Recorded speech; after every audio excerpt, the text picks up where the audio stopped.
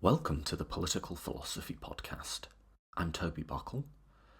The more time I've spent with the history of liberalism, the more I've come to feel that the way we usually tell that story is, for the most part, wrong.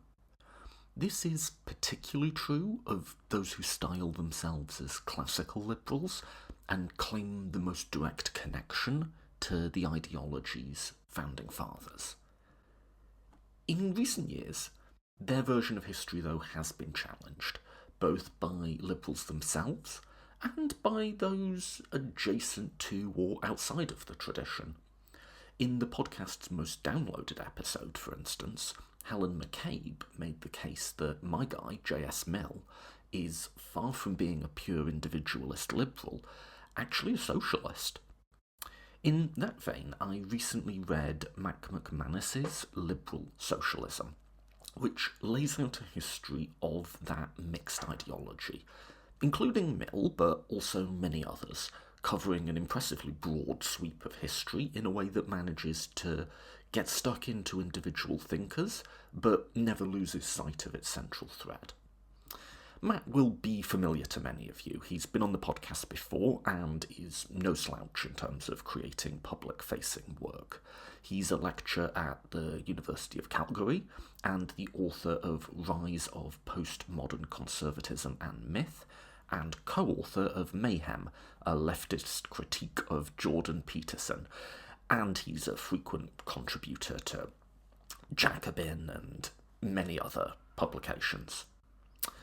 This is a conversation in two parts. This is part one, in which we discuss the history of liberal socialism, from the early antecedents of the ideology in the Age of Revolutions, through all the way up until the 20th century.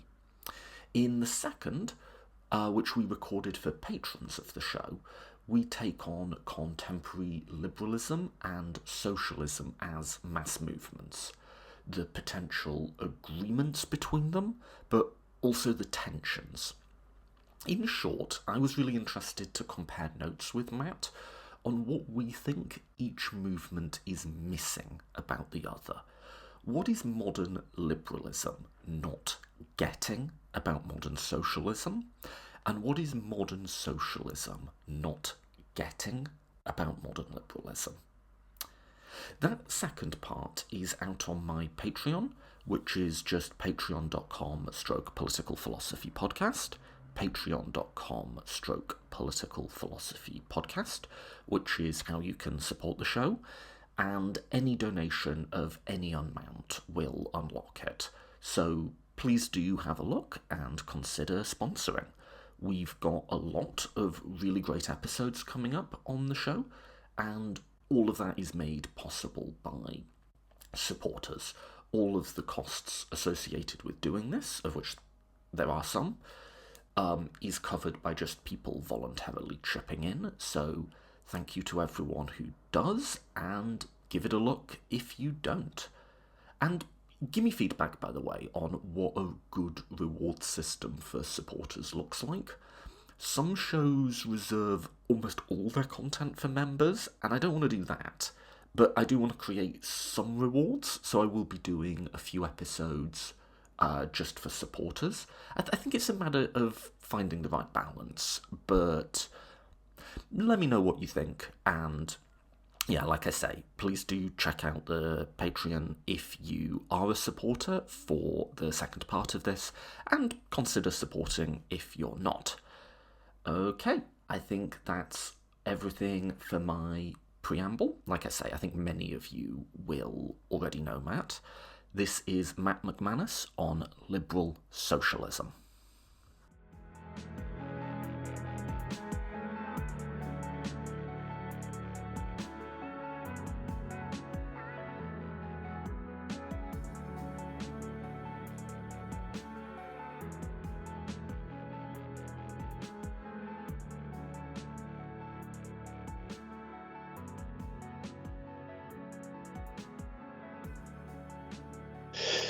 Okay, I am joined again on the podcast by Matt McManus. Matt, thanks so much for coming back on the show. Yeah, thanks a lot for having me. It's always a pleasure to talk to you, man. Cool. So we're doing your latest book, Liberal Socialism, which is out in about a month, you said? Yeah, it should be coming out on November 22nd, God's permitting. God's permitting. What was the?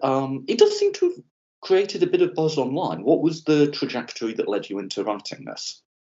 Well, I suppose there are three major things that catalyzed me to write it.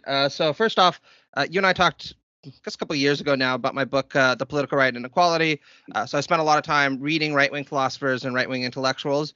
And there's always been this kind of crude, vulgar argument that many on the right make that liberalism and socialism and communism and feminism are all really just species of the same kind of bad thing, right? You can call it the kind of James Lindsay pastiche, right, of the left.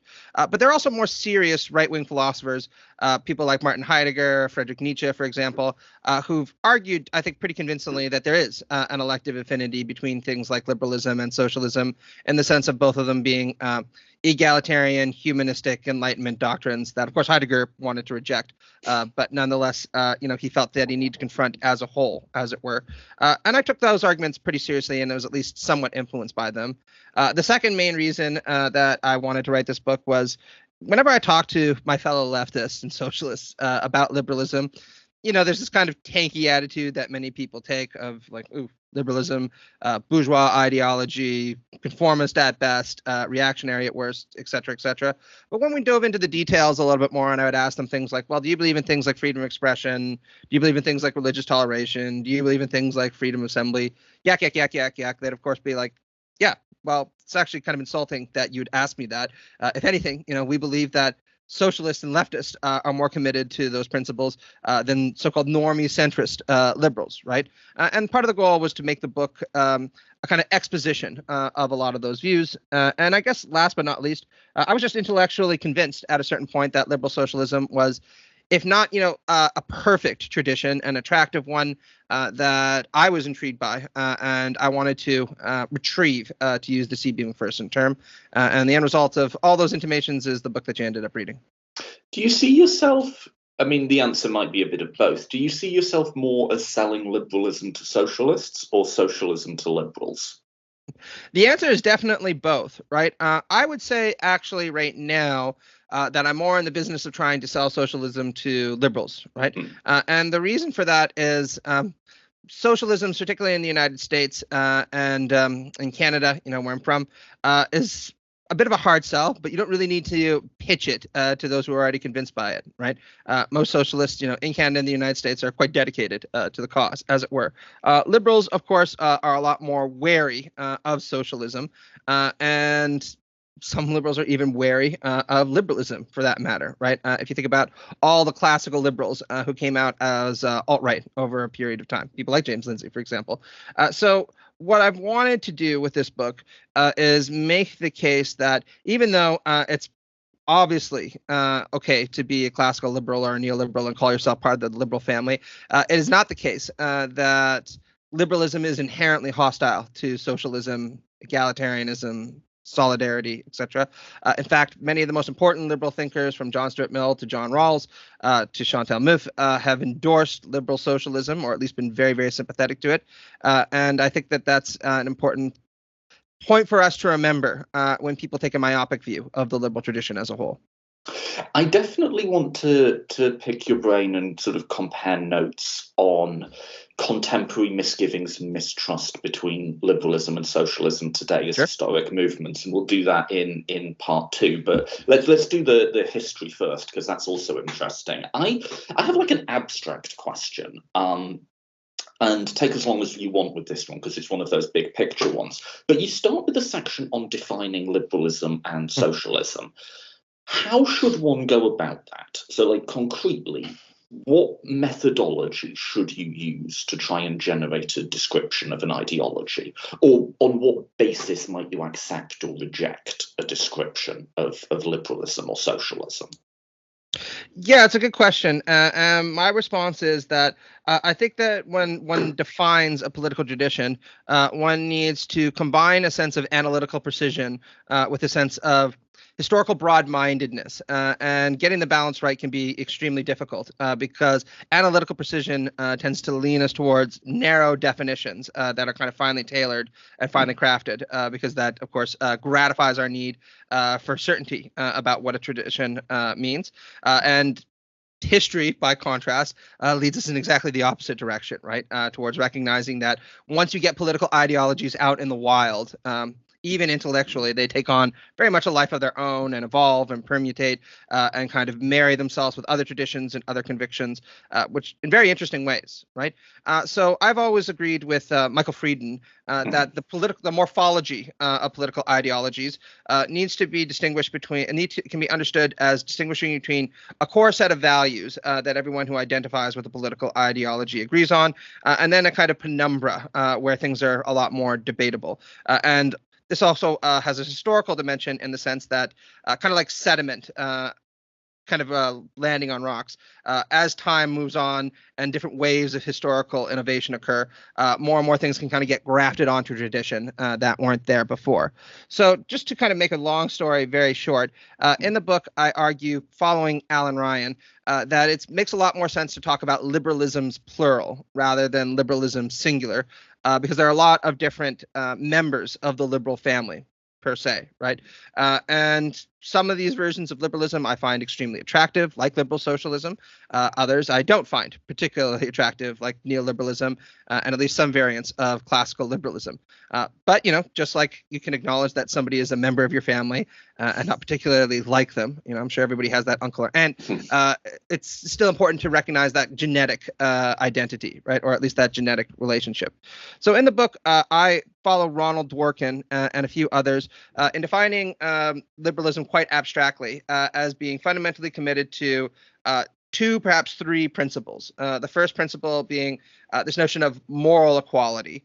Now, moral equality does not necessarily entail a commitment to social equality, and we can get into that. But basically, it means that liberals are committed to the idea that each person's life is as valuable as any other person's life, right? And it's as important that your life goes well as that my life goes well, as that somebody in Uganda's life goes well, et cetera, et cetera.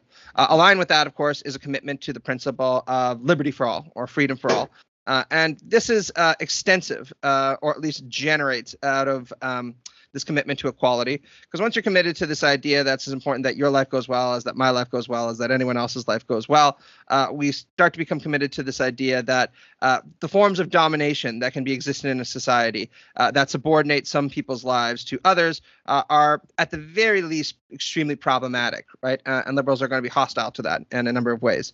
And last but not least, I argue that many liberals are committed to solidarity or fraternity, right?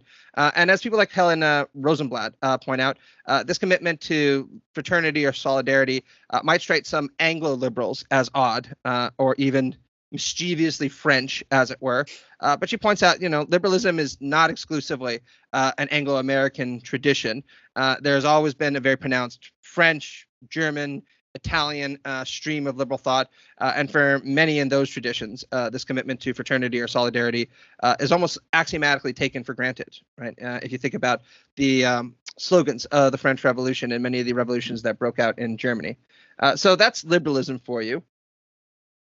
I argue in the book that socialism is, broadly speaking, committed to very similar principles, right? If you were to ask socialists— I was going to say, your descriptions don't read as a million miles apart for the two of them.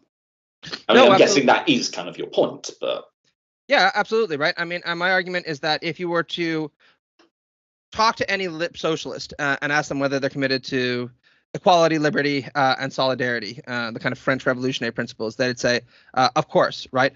What socialism adds is this idea that one cannot obtain equality for all, liberty for all, and fraternity for all without social ownership of the means of production, right? Or democratic ownership of the means of production and management of the means of production, right?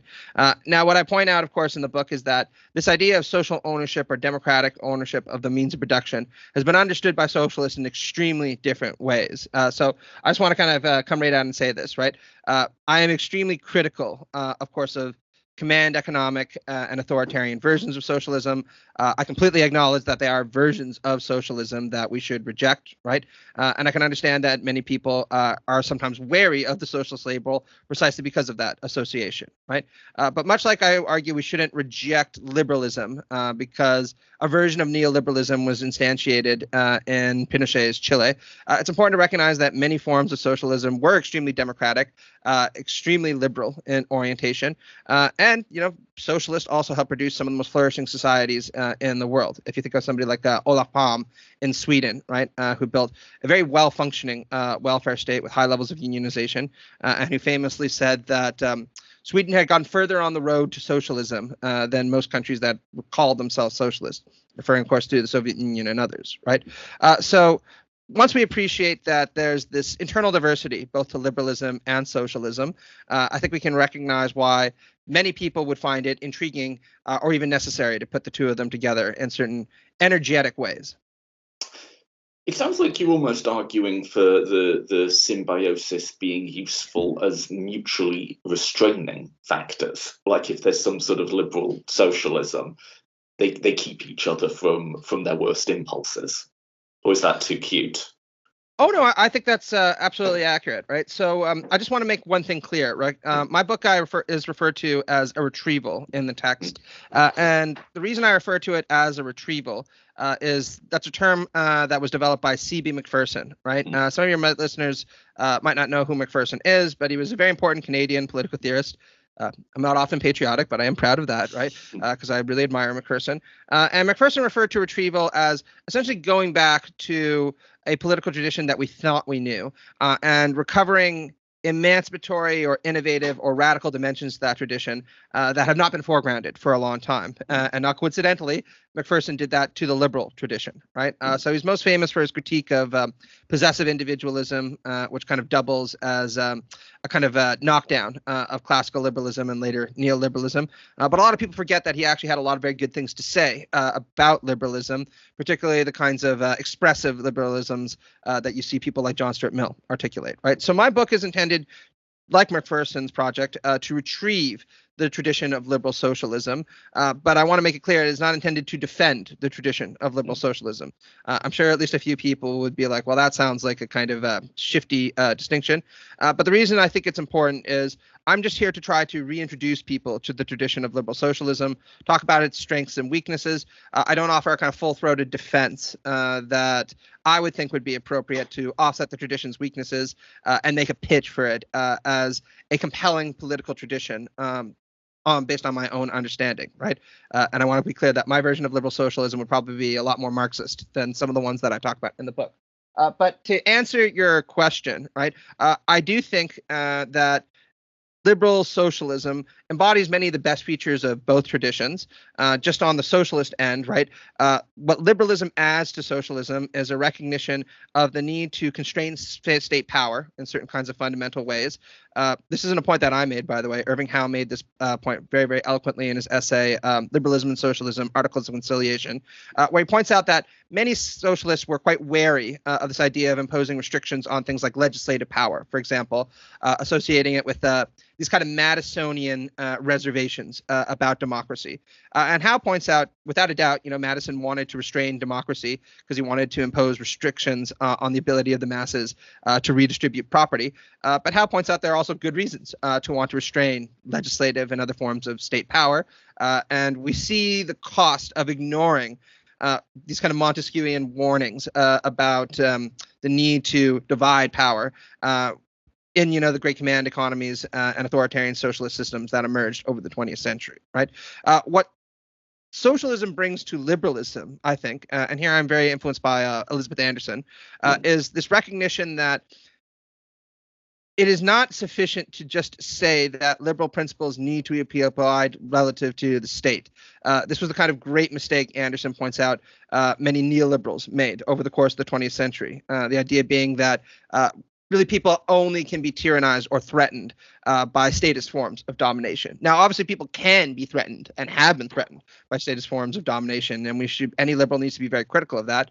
But Anderson points out in her book, Private Government, that if you were to ask the average American, right, or Brit or Canadian, Do you think the government should be allowed to tell you when to wake up, what clothes you're going to be able to wear, when you can go to the bathroom, when you're going to take your lunch, what can you post on social media? Most people would think, no, we're going to have a revolution right now. That's unacceptable, right? Precisely for good liberal reasons, right? But people are willing to tolerate that every single day if their bosses tell them when to go to the washroom, when they can have their lunch, what they can wear, et cetera, et cetera, et cetera. So Anderson, very influenced by socialists like Edward Bernstein, says we should extend liberal principles into the economy and recognize that this isn't some kind of break with liberal inclinations. This is their organic extension into a realm of life that liberals have not paid sufficient attention to before, right? And that's what I think socialism really brings to the liberal table, right? It's this extension of liberal principles about fundamental rights, about non-domination, et cetera, into the economy.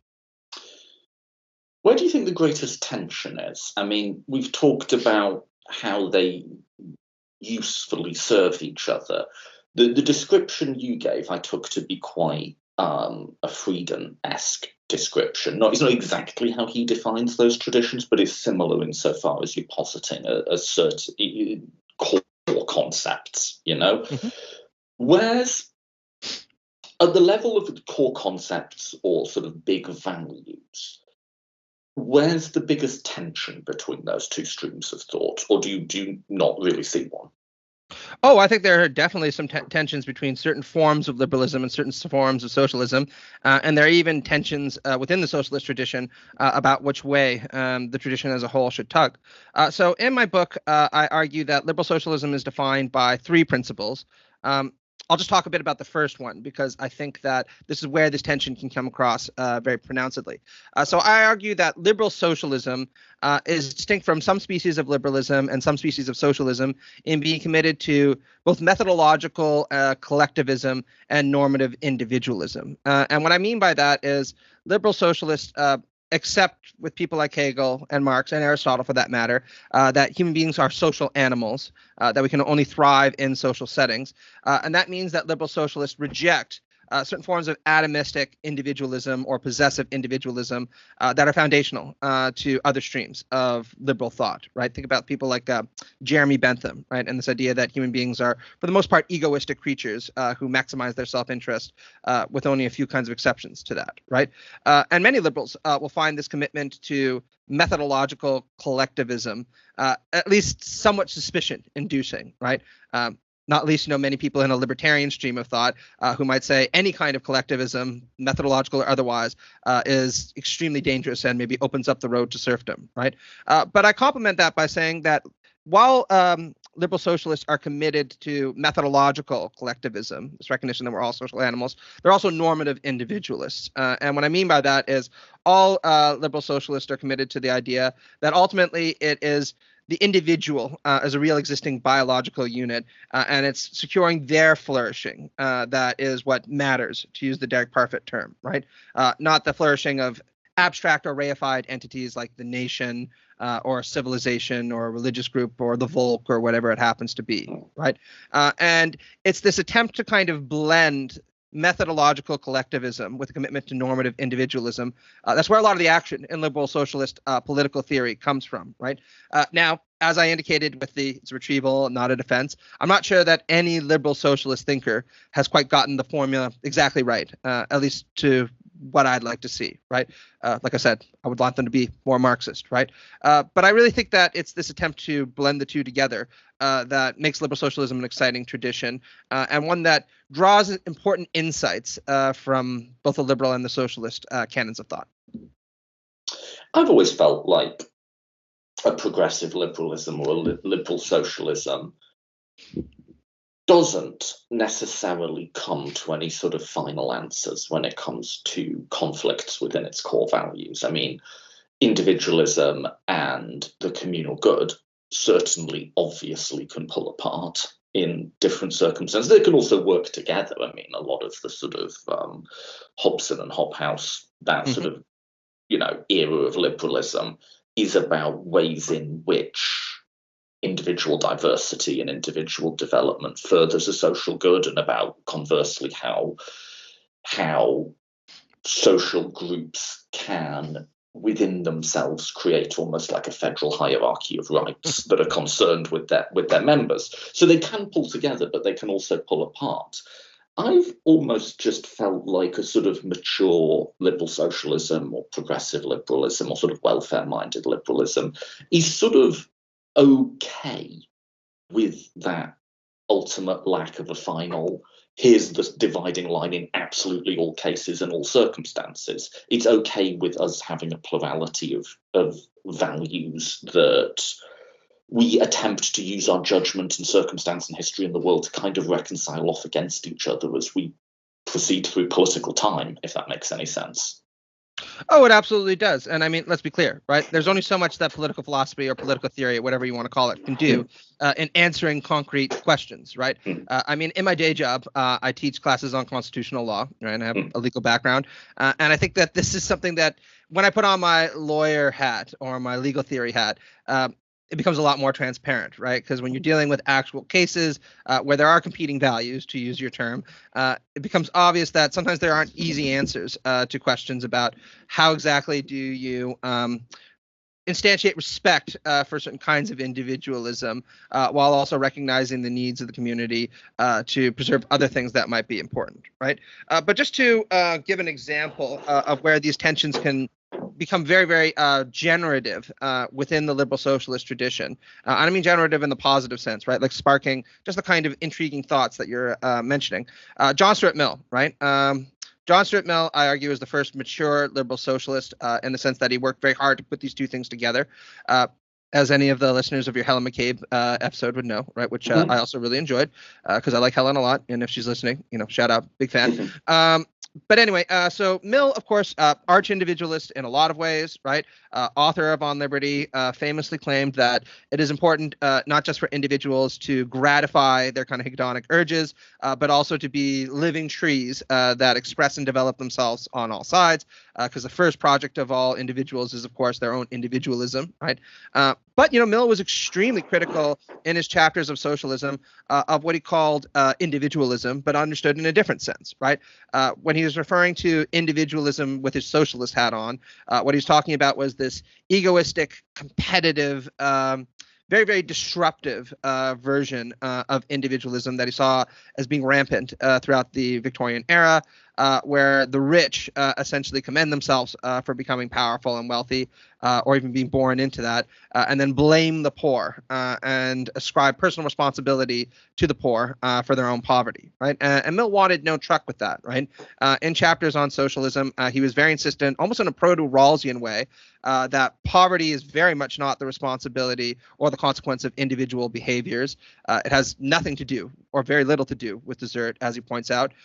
And the kinds of individualism that would hold that the poor are responsible for where they wind up, he argued, is extremely disruptive to the pursuit of any grander projects as a society, right? So I think Mill makes that point really well, and often better than a lot of modern either liberals or socialists do, because Mill's case is twofold. One, it's not true. It's not true that the number one determinative of someone's standing in the world is their effort or intelligence. It matters, sure, but the main thing that matters is where you're born. And then he goes, but even if it were true, so what? And he's got this wonderful analogy, which you quote in your book, and it's one of my favourite Mill quotes. So he says, imagine a mad dictator makes 100 men race for their lives and executes the 20 who come in last. Is that okay? Because the race is staged fairly? Of course it's not, right? This is, what we've done is we've organised society that way and said, well, okay, because the race is fair, the fact that he says, well, that's just adding insult to injury. The problem is that you're killing the 20 people at the bottom. I think that honestly cuts through because there's a factual claim, there's also a moral claim there, and I think the moral claim's more fundamental. It isn't. And I think modern liberals, and modern socialists as well, actually can get lost on the factual side. And that's important. But we shouldn't lose sight of the moral. Even if it was a pure meritocracy, that wouldn't make what you're trying to justify justifiable. I love Mill on that.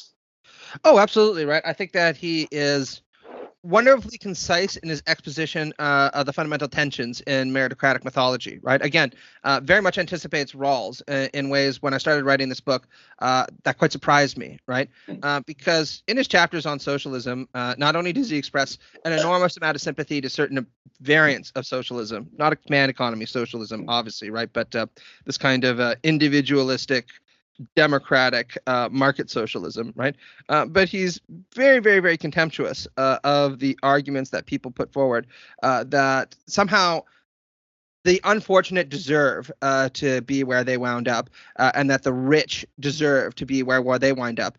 If anything, Mills will often direct most of his barbs towards the rich, pointing out that there's an extreme irony in the fact that the people who do the most essential jobs in our society, building roads, cleaning toilets, harvesting food, et cetera, and who work the hardest at those jobs are very rarely the ones who end up being the most well compensated, right? Yeah. Now, if you're a Rawlsian, you'd say, well, that doesn't really matter all that much. But it's a nice rhetorical point to make, right? Wherever Will was willing to moralize about effort and who put in the most time at their job, he almost invariably did so by emphasizing the contribution of the poor and the kind of idleness of the rich, as it were. And he's a very, very graceful writer that way. There's the same retort, and I think we don't need to take it literally that this is his concern. I think he's being snarky to some degree. Sure, yeah. With Carlyle's defense of slavery, where Carlyle is like, I am very concerned about all of these ex-slaves living idly, and it's not good for them to be so idle. And Mill's like, oh my God, wait till you hear about the aristocracy. If you're you are going to be so beside yourself with worry about how lazy these people are. I don't think he's literally he's being it's a reductio ad absurdum, right? It's if that's your concern, you know what I mean? It's like a Twitter comeback. It's not a deep philosophy, but it's a nice rhetorical counter. Oh, absolutely. And I mean, this is why I really like Mill, right? Mill was obviously an enormously important systematic philosopher in many respects, who could write, dense paragraphs with the best of them, especially if you read, his works on logic or his works on political economy, right? But he was also a great popularizer, right? And he took great pride in that in his autobiography, right? He was never one to just kind of sit idly by and write big, dense books on theory and let other people, do the job of trying to make the case for these things to the public, right? He liked writing newspaper op-eds. He was a member of parliament for a long time. And you can't blame a guy when he comes up with a great rejoinder like that, and he just wants to kind of really lean in on it, right? It would almost be a crime not to lean in on a great rejoinder like that, because it's such a pleasure to read. Talking of popularizers and sort of polemicists, you spend quite a bit of time on Thomas Paine, yep, who you sort of say has often been understood as merely a polemicist, but you see something both interesting there, both for the popularization of the ideas and the sort of overall development of the tradition. Talk to me about him. Sure. Well, as you mentioned, right, for quite a long time, up until about the 1990s, really, Paine was understood as a great polemicist, a great popularizer of certain liberal ideas, enormously talented rhetorician, but not a political theorist of any note, right? He was usually considered to be a kind of secondary intellectual figure who absorbed many of the ideas of his time and just was good at regurgitating them in particularly flowery ways. And I want to make clear, right? Paine is an extraordinarily gifted writer. There's no other way of describing pamphlets like Common Sense or books like The Rights of Man. Even 2 centuries removed, when I was reading them, I kind of laughed out loud at some of his jabs at the aristocracy and some of his jabs at the rich at them, because they're just very clever, right? But recent scholarship has really emphasized that actually Paine was a lot more original thinker than people gave him credit for. And there's been quite a flourishing reevaluation of his innovations that's been carried out recently. Thinking of a book like Paine and Human Rights, for example, by Lamb. But long story short, what people note is that Paine's work itself went through a variety of different periods. So early on, when he was writing pamphlets like Common Sense, for example, his stirring defense of the American Revolution, he was virulently anti-aristocratic, right? Just mocked the aristocracy for not really contributing very much to society and just being a bizarre idea, right? Hence the title Common Sense, right? He pointed out that there's something very odd in, say, aristocrats claiming the king is the father of the nation, when historically, very often the father of the nation was a 12 or 13-year-old boy, right? Who wouldn't even be able to get married legally, right? Under most circumstances, even in the medieval era. But by the time you hit pamphlets like Agrarian Justice or books like The Rights of Man, he starts to become a bit more critical of some of the classical liberal suppositions that were baked in to common sense. So in Agrarian Justice in particular, he says, it is not the case, for example, that property is a natural institution and that all the state needs to do is respect existing rights to property. In fact, he says towards is very much a social institution. And those who possess an enormous amount of property consequently have a debt that they have to pay towards those who don't have property for the retention of it or the protection that is granted to it. And he even makes proto-Cohenian, in terms of what I mean by that is G.A. Cohen arguments, in saying, look, property is divided very unevenly in the world because the initial acts of acquisition through which people acquired property and things like land were often extremely brutal and extremely unjust and dispossessed many people who had as much claim to the land as those who are now in possession in it. So that's another argument for why it is that those who possess enormous amounts of property right now have to pay off this debt to the poor, right? And this is a matter of right, not a matter of charity. And he makes a very compelling argument, particularly in Agrarian Justice in the second half of The Rights of Man, for the establishment of what we might not call a kind of proto-welfare state that was extremely generous by 18th century and early 19th century standards, right? I don't want to get into too much detail about all the kind of proposals he put forward, but he says universal education for all, that's clear given. People should get a universal inheritance that they receive at the age of 21 just to get them a head start in life. Women should receive money upon giving birth to children, both for their own benefit and also, of course, to give their kids a good start in life. Work should be guaranteed for everybody, and he insists it has to be quality work that is well compensated. And if people don't want to receive this leisure from the state, they should be allowed to leave at any time. So it's not forced labor, the way that Carlyle, for instance, would be comfortable with something like forced labor, right? And even argues for an old age pension once people hit the age of 50, and then suggests it should get more generous as people age, right? So there are a few other things that he proposes, in top of that. But all this, he says, is necessary to provision for the poor what is theirs as a matter of right. And it should be the rich that bear almost the exclusive burden of paying for it, right? So not quite a socialist thinker, because, of course, socialism wasn't even on anyone's radar circa the end of the 18th century, but definitely moving in that direction. And I don't think it's a coincidence that, of course, Paine was a enormously important figure for two revolutions, because he saw in the liberal revolutions the potential for a more equal world, and he wanted to go further still. I really like it. Pardon me. I feel like sometimes we can neglect the early liberal critiques of monarchy and feudalism. Like, I think I'm like the only person in the universe who quite likes Locke's first treatise. Yeah. Because you definitely are. I have to say, I think I have never heard anybody sit there and tell me that they like Locke's first treatise of government. So this is a banner day. Do you not think it's quite funny at points? It is, yeah. I mean, look, I wrote a book where there's a whole chapter or whole section, on Robert Filmer. So yeah, like I thought Filmer's De Patriarcha was pretty silly, and when Locke made fun of it, I enjoyed it a lot. Sure. It's like, I mean, I think we forget that, because like what Locke is doing in the first treatise, to be clear, is not like heavy hitting, in depth, in the weeds philosophy. This is not Marx or Rawls or even a Mill, right? It's not that. At the same time, with so much distance, I wonder if we forget these were the ideas that were operative in their world. Oh, absolutely. This is what they were up against.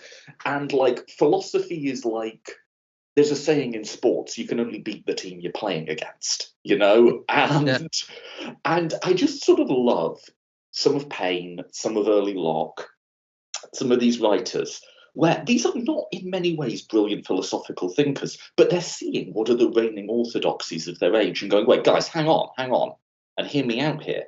But these ideas are stupid as shit.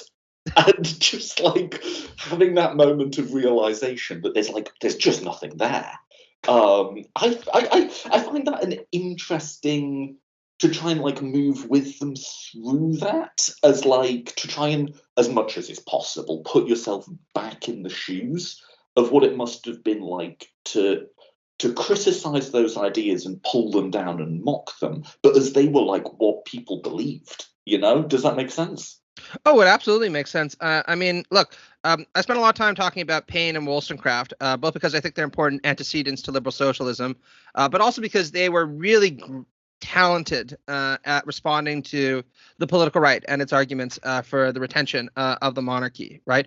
So something that people might not know is that both Wollstonecraft and Paine wrote very, very long responses to Edmund Burke's Reflections on the Revolution in France. And I spent quite a bit of time talking about both of those responses in the text, both because I think they're important and also just because they're fun, right? And like you said, they really do a fantastic job of just exposing how bizarre some of the arguments for aristocracy were, right?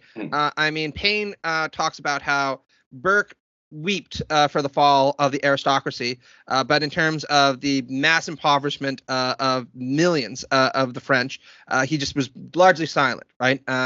He points out that Burke weeps for the plumage, but has nothing to say about the dying bird in his famous expression, right? And Mary Wollstonecraft was even more scathing, right?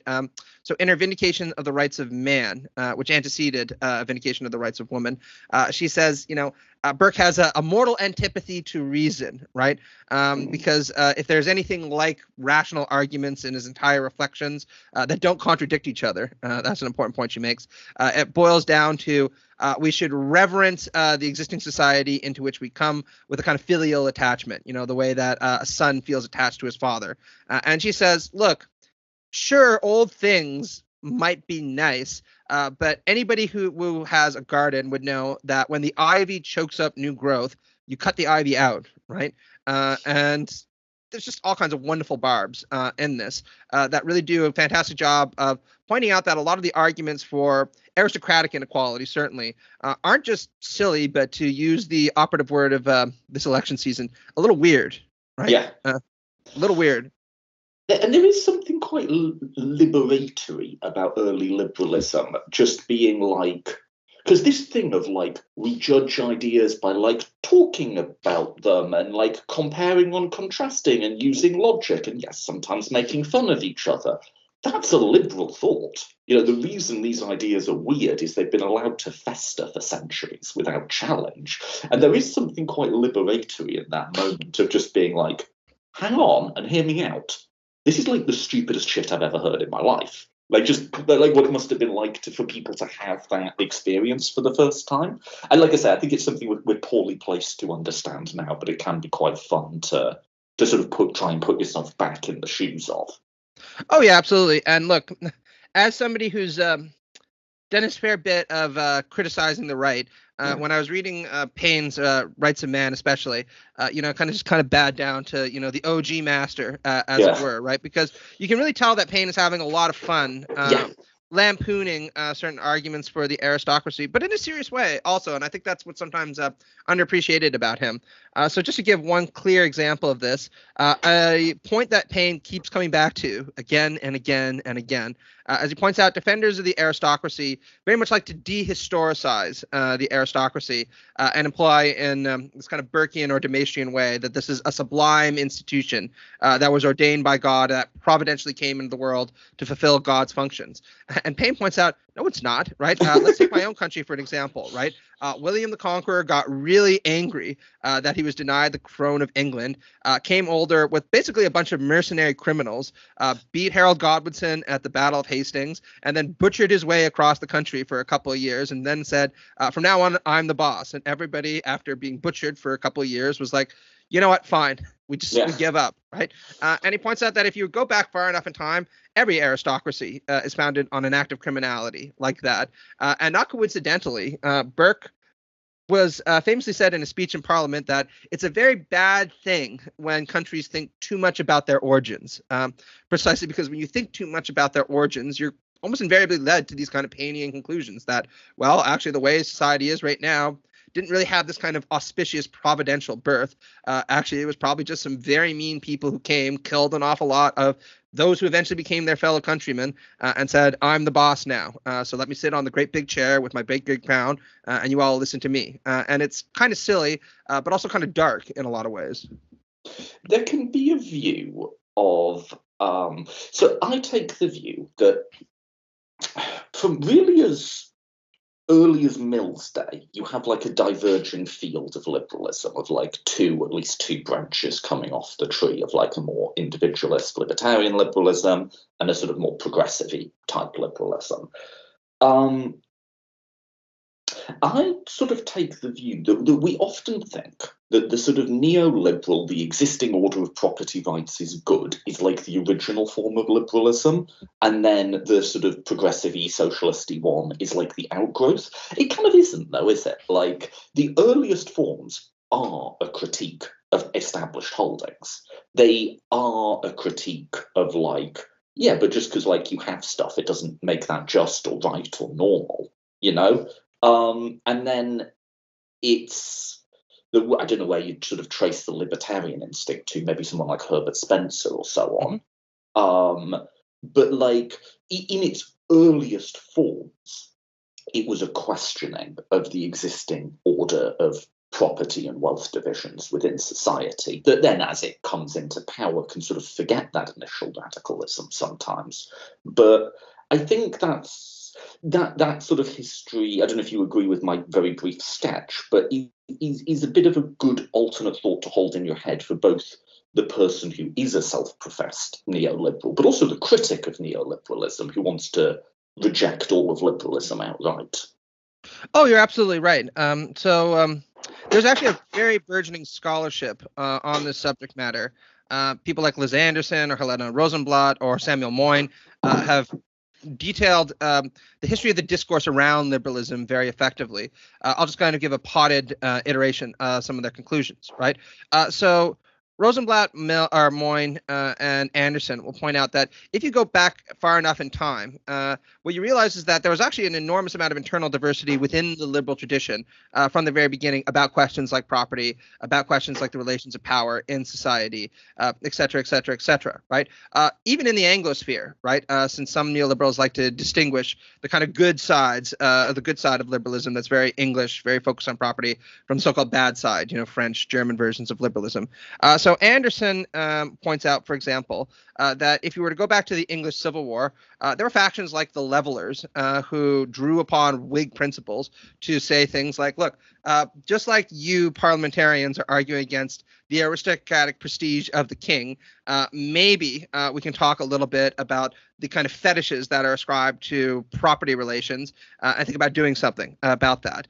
And many Puritans, for that matter, as Anderson points out, would start to say things like, look, many Whigs are arguing that there's something fundamentally problematic about the aristocracy because people who don't really work a day in their life end up all wielding all the wealth and all the power in society. But many levelers would say things like, well, hold on, if this emphasis on work is important and a basis for the distribution of power and property in society, why is it that so many of the poor who work way harder than everybody else are poor and have no power, and the Whigs don't actually intend to give them any kind of power, even in the event that they get rid of the king, right? And for their troubles, the levelers were widely repressed, right, by people like Oliver Cromwell, for example. But Anderson's point is to say that these debates go back all the way to the English Civil War, right? And kind of moving forward through the French Revolution, obviously people like Paine and Wollstonecraft were very insistent that transforming society in a liberal direction was going to entail a lot more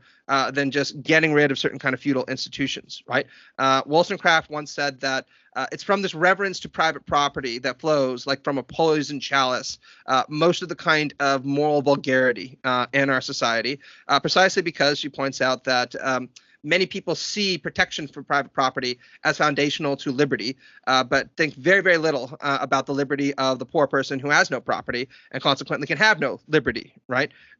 And points out that there's widespread indifference to those kinds of things. Now, we already talked about Paine and others, but my book chronicles how these intimations evolved over time, and of course were central to figures like Mill or Hobhouse and a variety of others.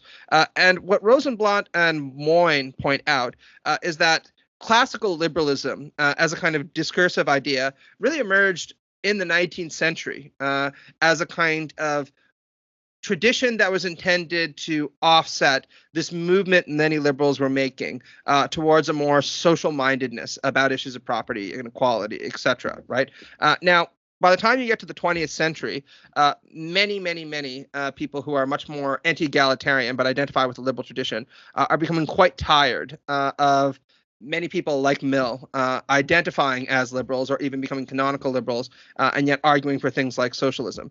So you have figures like Ludwig von Mises and Hayek in their books, The Road to Liberalism and The Road to Serfdom, arguing that no, real liberalism or historical liberalism just means respect for private property, right?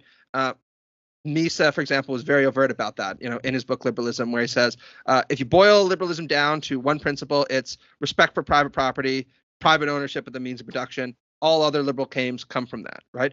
And unfortunately, as Moyne especially points out in his Liberalism Against Itself, this idea that liberalism is very fixated on protection for property, of course, became much more popular during the Cold War, where there was felt this real need to juxtapose the liberal democratic world against communism. And so, of course, these kinds of flavors of liberalism were foregrounded as the real kinds of liberalism or even the exclusive kinds of liberalism. But Rosenblatt and Moyne and others point out that that's just not true, right? And so my hope with this book is, again, that it retrieves an important liberal tradition, liberal socialism, that shows another side to what liberalism could be.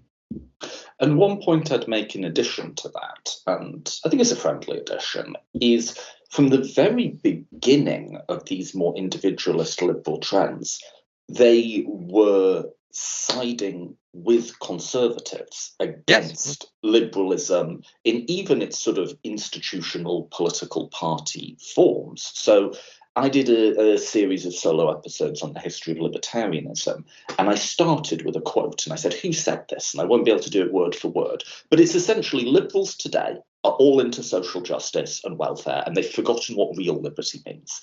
Real liberty is about the individual. And it actually, weirdly, I'm coming to the conclusion that it's conservatives now who are the real defenders of liberty, and I'm going to have to here's why I left the left. I'm going to have to become a conservative because you all have just taken this too far. I said, who said that? That sounds so modern. And it's Herbert Spencer, right? Yeah. And I then said, that's going back to the late 19th century. And then, you mentioned von Mises, Hayek. They are all really enthusiastically received by conservatives. The Conservative Party initially, Road to Serfdom was a flop, and the Conservative Party in the UK paid for it to be printed. It was like a sort of almost like party propaganda type thing on its own stock of rationed paper in World War II. And so throughout the whole first half of the 20th century, these ideas are almost looking for a home and actively marketing themselves to conservative movements. And then, of course, they become attached to conservative movements and become ascendant in the Reagan and Thatcher revolutions in the second half of the 20th century. But this idea that they represent the mainstream of liberal tradition, no, through all the period, the mainstream of liberal tradition is like FDR, right? These are people to the side of the liberal tradition, but not only that, they are people who are hostile to the liberal tradition and are, in almost every case, siding with conservatives against the liberals of their day. Oh, without a doubt, right? Look, I don't know if I go as far as Michael Frieden in arguing that neoliberalism barely counts as part of the liberal tradition, or even just does not count as part of the liberal tradition. But there is no doubt that this propensity on the part of right-wing liberals and neoliberals to assume that they represent the purest form of liberalism, and everything else is a deviation from it, is just historically and intellectually wrong, right? And not just historically and intellectually wrong, was, as you pointed out, actively pitched to a broader reading public, precisely in order to offset the more progressive, activist, socially minded dimensions of liberalism that have been extremely popular and extremely important from the very beginning of the tradition, right?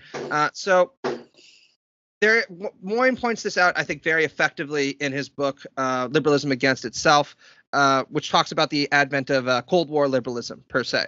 So what Moyne points out is that what's quite striking about figures like, say, Hayek, for example, is how in the course of trying to rebut or banish these more socially minded versions of liberalism, very often Cold War liberals and neoliberals would internalize conservative arguments and take them very seriously and try to incorporate them into their flavors of liberalism by saying things like, no, liberalism means, above all else, respect for property. Property requires law and order, and that means that freedom should be understood as market freedom exclusively, but it doesn't necessarily mean that we can't have an authoritarian regime in some cases with a strong state in order to preserve law and order, because, of course, the protection of property and the forms of freedom that are associated with property supersede things like the right of people to unionize, for example, right? And this could sometimes be quite brutal in practice. Ludwig von Mises, who I mentioned before, of course, argued in liberalism that it's from respect for private property, private ownership of the means of production, that all the other demands of liberalism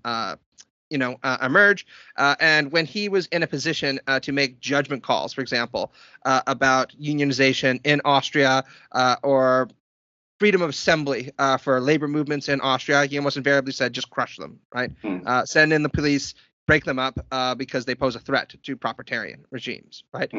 Now, again, I do not want to say that these versions of liberalism are not real liberalism, right? That's not what I'm trying to imply at all. I agree with Lyle and Ryan that liberalism is a big tent, right? But I absolutely reject the claim of people like von Mises or Hayek or their contemporary descendants that they represent a pure version of liberalism. And I am willing to say that I don't even think they represent a very attractive version of liberalism. As I said in my book, that I think that neoliberalism and certain versions of classical liberalism are as uninspiring as they were uninspired in their formation. And the fact that many people today seem keen to reject them, I think, is one of the few positive developments we can see in recent politics. So there's a narrative, if we pull forward now and we're getting close, we're sort of zeroing in on the present day. Here's something I don't know, or I don't, so there's a narrative that it's sort of after the Second World War and in the Cold War, liberalism, not always for overtly hardcore Hayeki reasons, kind of drew the wrong lessons from that.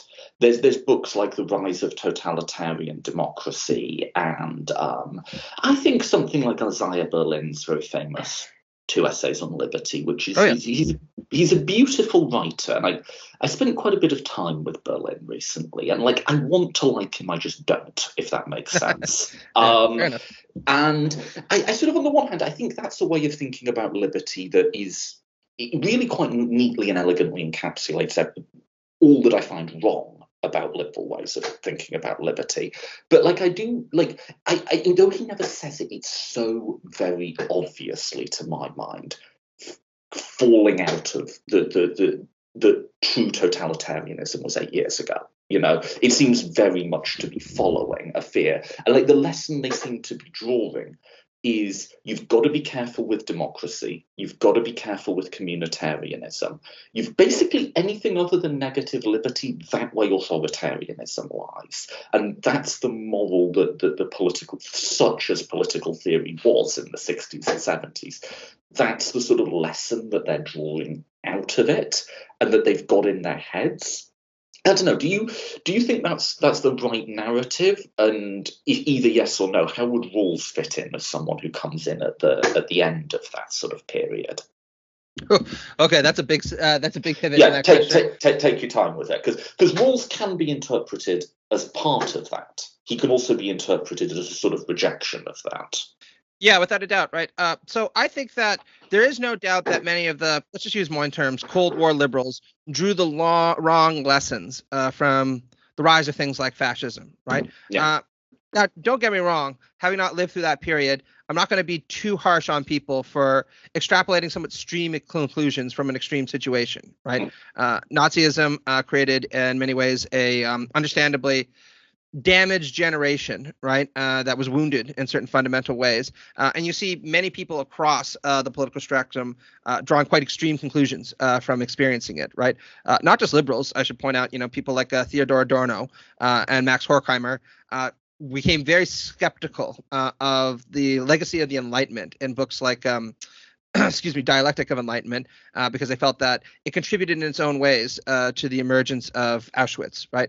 Now, I think that's the wrong conclusion to I derive. think Adorno reads some preposterous things into the Holocaust, if I'm being blunt, but he always reads things that are just not there historically. But yeah, the liberals are not alone on this. I'm not, yeah.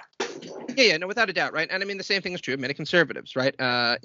Plenty of conservatives extrapolate very extreme conclusions from Nazism that a normal person wouldn't, right? So in terms of liberalism, though, I think that it's important to stress that in both of the major fascist countries, neither party took power because it enjoyed mass popular support. It, without a doubt, had both the Nazi Party and the Italian Fascist Party enjoyed popular support, but nowhere near majority popular support, right? In the Italian fascist case, Mussolini was able to take power because he had the support of the monarchy, big business, and at least the tacit support or the tacit acceptance of the Catholic Church. And they wanted him in, not because they had a particular admiration for him, right? Many of them thought he was kind of a thug, understandably, but because they figured that it'd be useful to have a movement with at least a high degree of popularity at their beck and call in order to crush the communists and the socialists who were winning, 33% support in some parts of northern Italy, which was quite threatening, right? In Nazi Germany, Weimar Germany, it's even more overt, right? So the Nazi Party starts to actually see its support ebbing around 1933. They're still by far the largest party in the Reichstag, right? But many people are suspecting that their golden days are behind them, right? But then they're brought in by German conservatives. They form an alliance with the German National People's Party, right? Precisely because many German conservatives, particularly German conservatives aligned with big business, have become reconciled to the popularity of Nazism, see it as preferable to socialism and communism, and they're deeply concerned to create a government that can operate without needing to grant any kind of power to the SPD, the German Socialist Party, or the KPD, the German Communist Party, right? And of course, the rest is a very dark history, right? Hitler comes to power, passes the Enabling Act, wipes out the socialists and the communists. First off, as the famous poem goes, first they came for the socialists, then, it didn't do anything because I wasn't a socialist, etc. But the extrapolation that people like Berlin and Arendt make from this is you can't trust the masses, right? And I think that's very much the wrong lesson, right? Since in both of these cases, what we see is a popular but by no means widely popular fascist party gain power with the support of conservative elites who are concerned to actually reject democracy because they're concerned that it's going to lead to too much popularity for socialism or even for communism, right? Now, in terms of how this leads us to Rawls, right? Many Cold War liberals like Berlin, right, as you mentioned, become quite wary of mass democracy and arguments for equality, arguing that we should foreground the importance of, to use Berlin's famous term, negative liberty instead, right? And Berlin, to be fair to him, says in an ideal society we'd have a good balance of negative liberty and positive liberty. But if we have to make a choice between the two, negative liberty should win pretty much every time because it's a lot safer to vest your hopes in that. And Rawls, of course, is influenced by a lot of these streams of thought, but he is keen to reject this bifurcation by insisting that actually it is important to foreground both the classical liberal liberties and an emphasis on achieving social equality, right? If you want to call that positive liberty, you can. We don't necessarily have to, right? So I think that one of Rawls's major theoretical innovations that has been underappreciated, I think, in the broader reading public is the fact that Rawls probably for the first time in the liberal tradition, takes the basic structure to be the primary subject of justice, right? And the reason this is important is, to my earlier point about methodological collectivism, Rawls recognizes that we are social animals and that the basic structure that we inhabit is going to be extremely determinative of where we wind up in life, our ability to exercise liberty, how likely it is that we are to flourish, et cetera, et cetera, et cetera, right? Now, we don't want to get into all the details about Rawlsian theory, the original position, the veil of ignorance, and all that kind of stuff. Long story short, he argues that if the basic structure should be oriented around these two principles of justice. The first one, of course, being this commitment to equal basic liberties for all, compatible with the same scheme of basic liberties for everyone else. And of course, this idea of fair equality of opportunity and the difference principle, right? The idea that social and economic inequalities needs to be arranged for the benefit of the least well off. Now, for a long time, Rawls was seen as answering these Cold War liberals by offering a kind of ideological defense of the mid-century welfare state, right? As was emerging in Great Britain, to a lesser extent, the United States, Canada, those kinds of things. You can almost see you can almost say that theory of justice was kind of Lyndon Johnson's Great Society, but in Harvardese. You know what I mean? But actually, Rawls himself was always keen to reject that interpretation of his works. He was very clear that a welfare state is without a doubt preferable to unbridled capitalism. But in his last book, Justice is Fairness, a Restatement, which is kind of a swan song, he says, actually, even welfare state capitalism permits too many inequalities that are incompatible with commitment to the difference principle. And importantly, and this is where he somewhat rebuts these Berlinian ideas, the kinds of inequalities that welfare state capitalism permits are dangerous because they ensure that citizens don't get fair value from their political liberties.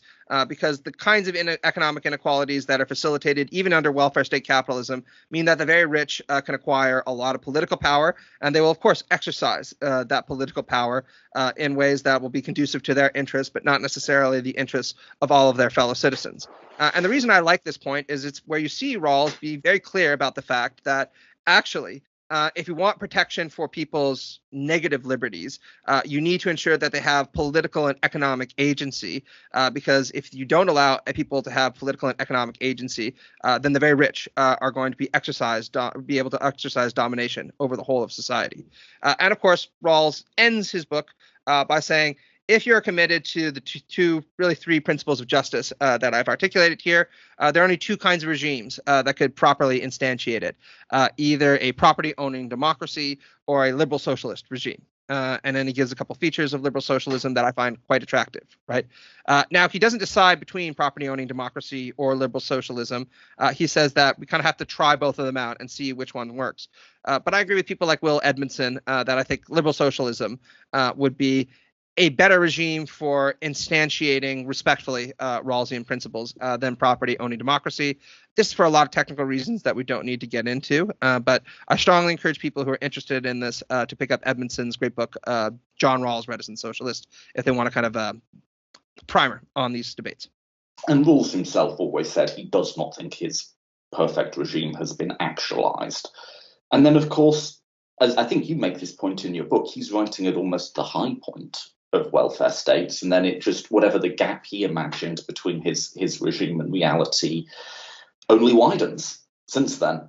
Yeah, the real tragedy, as Moen points out, is the conditions for realizing Rawls's project were never better than just a couple years before Theory of Justice was published, right? This is why, as my good friend Dan Chandler points out, Dan Chandler is an economist at London School of Economics, wrote a great book called Free and Equal that people should look at also. But he points out that while Rawls has had an enormous influence on analytical philosophy, right, to the point where some political theory students even complain that they have to read Theory of Justice again and again and again, and they don't want to, right? But he's had very little influence on the public sphere, right? Despite all the commendations, all the kind of laudatory appraisals, our societies in many cases moved further away from this Rawlsian ideas after his book was published, and sometimes quite aggressively away from his ideals. And I think, like Chandler and like Edmondson, it's time to take much more seriously the principles of justice he argues for, and recognize that we can't have good liberal societies without a commitment to a very high degree of equality. Awesome. All right, so that brings us to the present, and I do want to exchange thoughts on contemporary liberalism and socialism. We're going to do another episode for the patrons of the show, but just for everyone who's just listening to the normal version, do you want to just tell the audience, remind them of your book, Twitter, anything else like that? Sure. Well, thanks a lot for a great conversation, the first one. So my book is The Political Theory of Liberal Socialism with Routledge Press. It's coming out on November the 22nd. It's a little bit pricey, but I think it's about $50. But you can get it for 20% off right now on the Routledge website, or if you're feeling bad, on Amazon. And if you want to chat with me about it, add me on Twitter at MattPaulProf or on my email, MattMcManus300 @gmail.com. Always happy to take criticisms also.